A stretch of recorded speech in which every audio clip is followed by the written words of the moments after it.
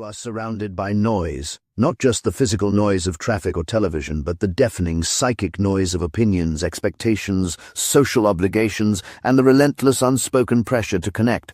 Your phone is a constant portal to this noise, a stream of notifications pulling you into other people's lives, other people's dramas, other people's priorities. Your calendar is a complex puzzle of overlapping commitments, and every moment of silence is treated as a void. An uncomfortable emptiness that must be immediately filled with a podcast, with music, with a task, with anything. We are taught from birth, through every cultural signal, that to be alone is to be lonely, a state to be pitied, feared, or fixed.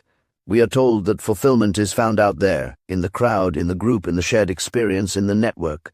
But what if this is one of the greatest, most disempowering lies you've ever been told? What if this constant, desperate need for others is not a sign of a rich and vibrant life, but a symptom of a profound inner emptiness, a void that we are terrified to face? What if the path to true, unshakable strength, to a confidence that radiates from your core, and to a life that you genuinely own and direct, is not found in the noisy chaos of the crowd, but in the deliberate, courageous, and radically misunderstood act of choosing to be alone? The great philosopher Friedrich Nietzsche, a man who understood the profound power and terror of solitude, wrote, "An individual has always had to struggle to keep from being overwhelmed by the tribe. If you try it, you will be lonely often, and sometimes frightened. But no price is too high to pay for the privilege of owning yourself." This isn't a call to become a resentful hermit, walled off from the world in a shack. It is an invitation to a journey into the most powerful, uncharted, and feared place on earth, the vast, untamed wilderness of your own mind. In this video, we will dismantle the modern myth of the crowd and explore why true solitude is not an absence, but a powerful presence. It is a forge. It is a sacred space where the weak, inauthentic parts of you are burned away, and a new, solid, authentic kind of power is created. We will use the timeless wisdom of thinkers like Nietzsche and the Stoic emperor Marcus Aurelius to reveal the 5 distinct stages of this radical transformation. It is a journey from escaping the invisible prison of public opinion to creating a reality entirely on your own terms. Be warned, this journey is not for the faint of heart. It requires you to question the very foundations of your social life, to face deeply uncomfortable truths about yourself, and to learn to find comfort and strength in your own company. But if you feel a persistent, nagging sense of being lost in the noise, of playing a role that isn't truly you, then what you're about to hear may not just be an idea. It may be an awakening. Nietzsche described a place he called the marketplace. It is not a physical location, it is a state of being, a psychological space where modern humanity spends most of its life. It is the realm where everyone gathers to trade in second-hand ideas, to frantically seek validation, and to buzz with the fleeting, hysterical opinions of the day. The marketplace is the endless scroll of your social media feeds. It is the performative hustle of corporate culture. It is the curated perfection of Instagram travel. It is the echo chambers of political commentary where outrage is the currency. It is where you go to see and be seen. In the marketplace, your value is external. It is a stock price that fluctuates wildly based on the whims of others. It is determined by likes, by shares, by retweets, by invitations to parties, by promotions at work, by the brand of your clothes. You learn, very quickly, that raw authenticity is a liability. It's risky. It can get you cancelled, unfriended, or branded as weird. So you learn to perform. You craft a persona, a public mask that is acceptable, agreeable, and non-threatening. You say what is expected. You laugh at the jokes you don't find funny. You nod along to opinions you secretly despise. You suppress the strange, unconventional, brilliant thoughts that rise from your depths because they have no currency here. They are not easily digestible. They do not fit into a tweet. And so, you become a hollow echo, a reflection of other people's reflections. The primary, unspoken function of the marketplace is to keep you perpetually distracted from yourself. It offers an endless 24/7 stream of entertainment, outrage, and drama, to ensure you never have to sit in a quiet room and ask the most terrifying and important question of all. Without all of this external validation, without my job title, without my social circle, without the performance, who or what am I? The fear of being alone is, at its absolute core, the fear of facing that question.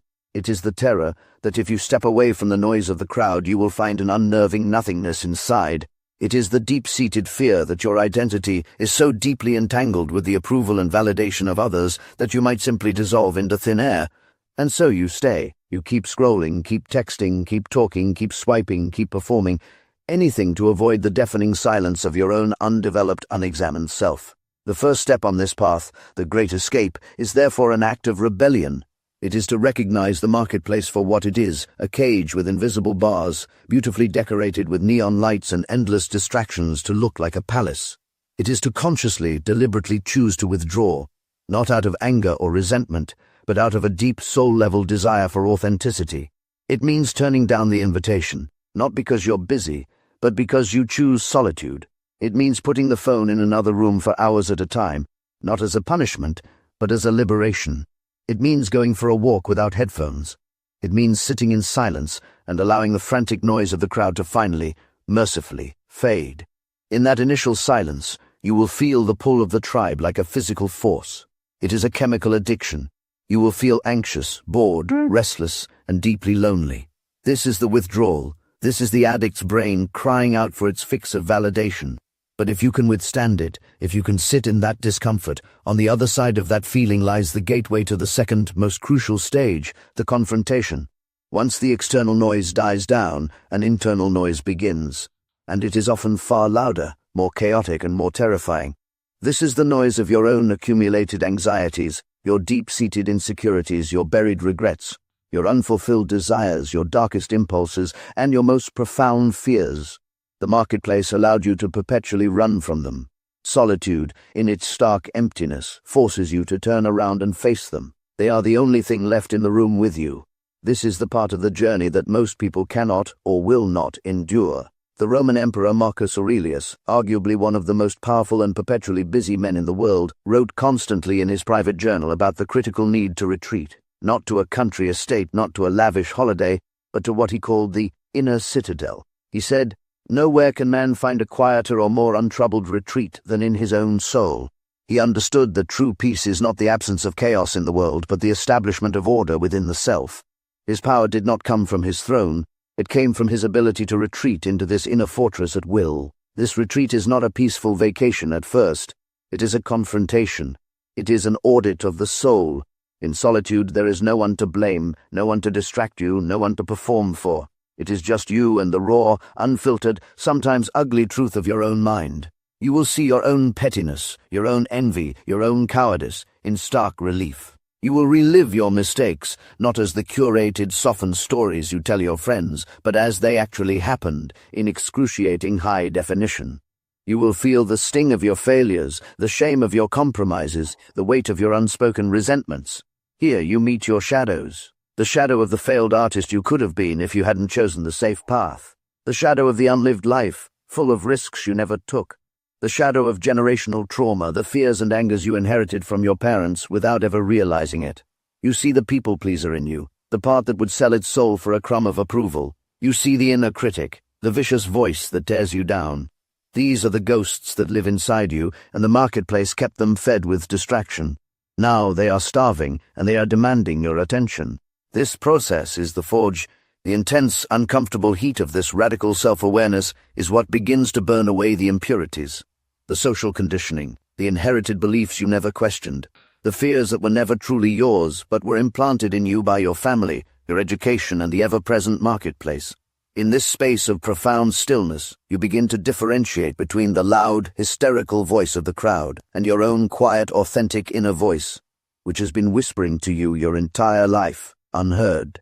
You start to realize, with a clarity that is both shocking and liberating, how many of your life goals were really about impressing people you don't even like. How many of your core beliefs were adopted without a single moment of critical thought. You see with shocking clarity how much of your life has been an unconscious reaction to external pressures rather than a conscious creation. This process is painful. It requires a level of brutal honesty. Most people spend their entire lives engineering complex systems to avoid, but it is also the beginning of true, unshakable freedom. By facing the shadows within you, you rob them of their power over you. You see them not as all-powerful monsters, but as neglected, wounded parts of yourself that are crying out for attention and integration. And as you sit with them, as you acknowledge them without judgment, they begin to quiet down. The internal chaos subsides, and for the first time you experience a different kind of silence, not an empty, desolate silence, but a potent, pregnant, creative one. If this content is making sense to you, click the subscribe button and subscribe to the channel. Thank you for your support. When you are no longer defined by the ever-shifting opinions of the crowd and no longer running from the complexities of your own psyche, a vacuum is created. This is the most crucial and most empowering stage of the entire journey. It is a sacred emptiness.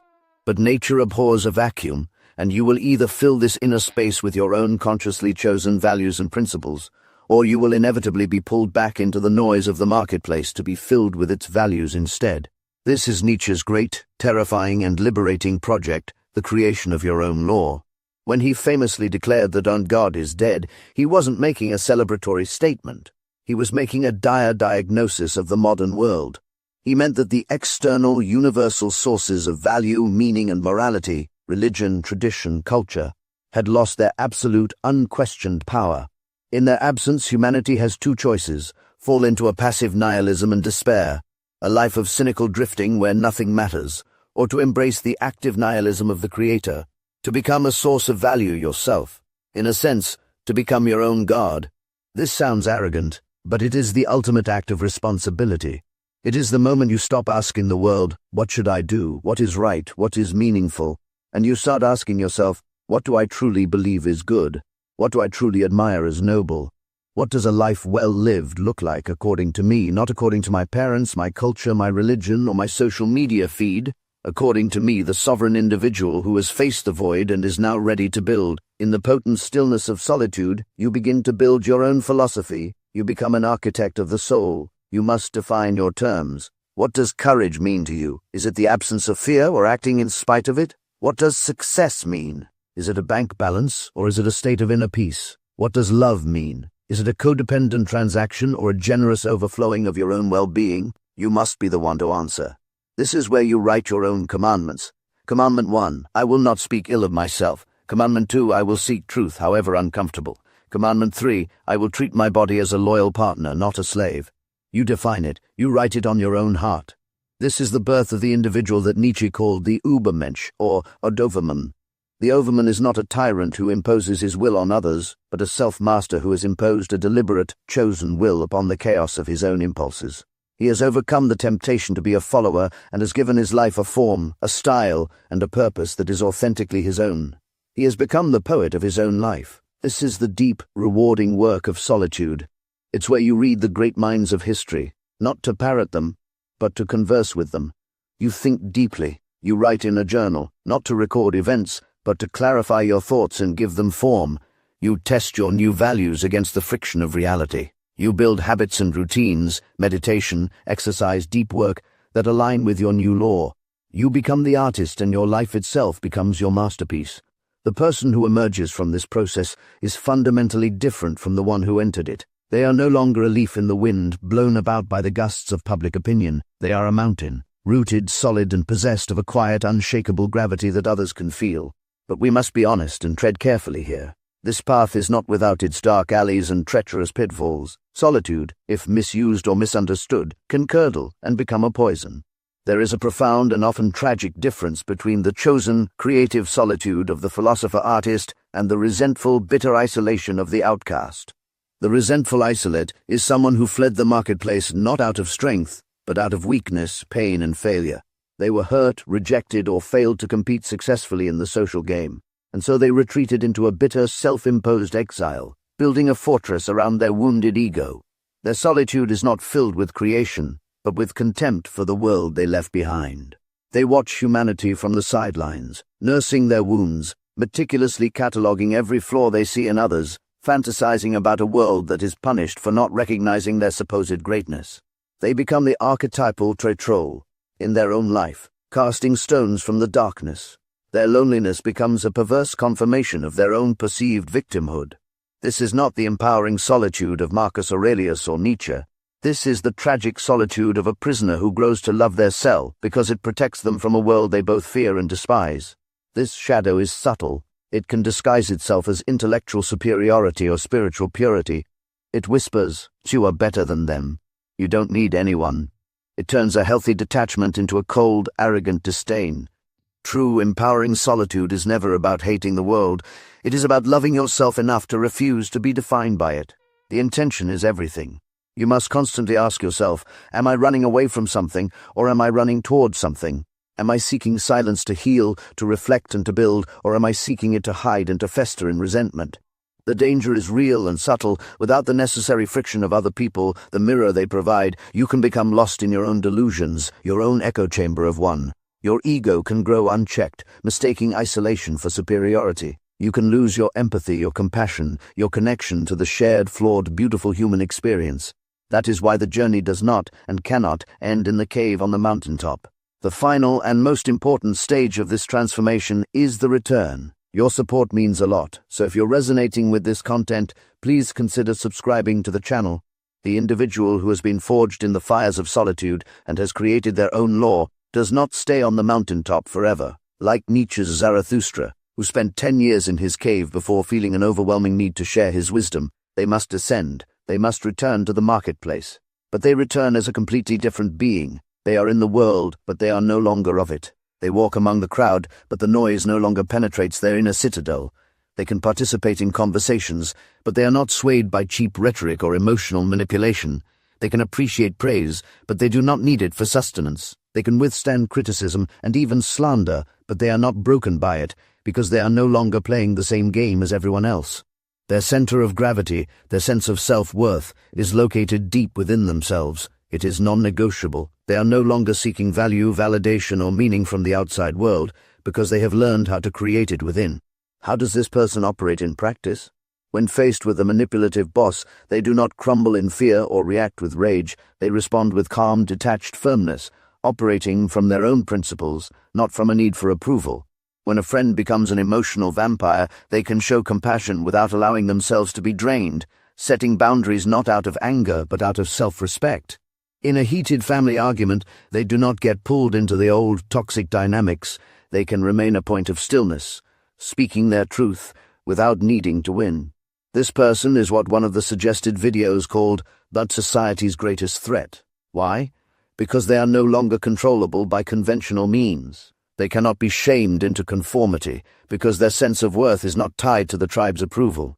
They cannot be bribed with cheap validation, because they validate themselves. They cannot be easily manipulated by tribal outrage or manufactured fear, because they think for themselves. They speak their truth, quietly and confidently, not because they want to win an argument or gain followers, but simply because it is their truth. Their silence is as powerful as their words. They act from a place of inner purpose, not outer pressure.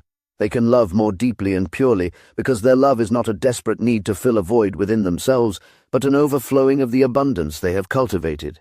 Their affection is a gift, not a transaction. They can lead more effectively, because they are not seeking power to validate a fragile ego, but are embodying a power that comes from authentic self-mastery. They can create more profoundly, because their art, their work, their contribution to the world is not a plea for applause, but a necessary expression of their unique, integrated soul. This is the ultimate beautiful paradox of this journey. By learning to be truly profoundly alone, you finally learn how to be with others in a more authentic, meaningful, and powerful way. You become a source of light and stability for others, not because you are trying to be, but because you are so full of your own light that it simply radiates outward. You have paid the price Nietzsche spoke of. You have endured the fear and the loneliness. You have earned the ultimate privilege. You own yourself. We began with a simple, provocative question. What if our fear of being alone is misplaced? We have seen that the constant noise of modern society is often an invisible prison, and that solitude is the key to our liberation. It is a path with distinct, challenging, and deeply rewarding stages: the escape from the marketplace of second-hand opinions, the difficult confrontation with the self in the inner citadel, the divine creation of one's own values, the careful navigation of its dark shadows, and finally, the powerful return to the world as a sovereign individual. This is not an easy path. It is, in many ways, the hardest path of all. It is a struggle against your own programming, against the pull of the entire world. But it is the struggle for the greatest prize imaginable, your own soul. So I ask you now, as this video ends, where are you on this journey? Are you still lost in the marketplace, unconsciously performing for a crowd that doesn't truly see you? Are you in the forge, bravely confronting the difficult truths within? Or have you begun the noble, difficult work of building your own law? Take a moment of silence today. Not an empty, accidental moment while waiting for a bus, but a deliberate, scheduled moment of sacred stillness. Turn everything off, sit down, and listen. Listen past the anxiety, past the boredom, past the frantic urge to be distracted. Listen for that quiet, authentic voice that has been drowned out for far too long. That is the real you, and it is waiting patiently to be heard. Leave a comment below and share one insight you have gained from your own moments of solitude. Your story, your struggle, your breakthrough could be the catalyst for someone else's awakening. And if this message resonated with you, subscribe and stay for the journey. The next video will take this even further, exploring how to use this inner power to reshape your external reality. You need to see it. Thank you for watching.